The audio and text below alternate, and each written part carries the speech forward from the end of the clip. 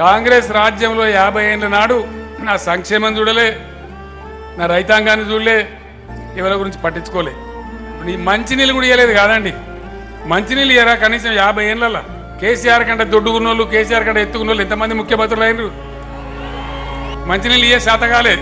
కాబట్టి దయచేసి చాలా జాగ్రత్త. ఉన్నది పొడగొట్టుకుంటే మంది మాటలు పట్టుకొని మారుమానం పోతే మళ్ళా చివరికి ఇల్లు కాలిపోయినట్టు అయితే. అందువల్ల చాలా జాగ్రత్త. ఏం పొరపాటు జరిగినా పెద్ద దెబ్బ తింటాం. అప్పుడు కేసీఆర్ కూడా ఏం చేయలేడు. మళ్ళీ మన బతుకు బజారే అవుతుంది. మళ్ళీ స్ట్రీట్ ఫైట్ చేయాలి, మళ్ళీ ధర్నాలు చేయాలి, పంచాయతీలు చేయాలి. చాలా జాగ్రత్తగా ఆలోచించమని కోరుతా ఉన్నా. కాంగ్రెస్ గెలిస్తే వైకుంఠపాలి ఆటలో పెద్ద పంపింగినట్టు అవుతుంది. మళ్ళా పరిస్థితి మళ్ళీ మొదటికే అవుతుంది. కాబట్టి దయచేసి ఈ విషయాలు మీరు ఆలోచన చేయాలి. మరి కత్తి ఒకనికి ఇచ్చి యుద్ధం ఇంకోని ఏమంటే నడుస్తుందా? ఎవడు ప్రజల పరంగా ఉంటాడో వానికే కత్తి ఇవ్వాలి.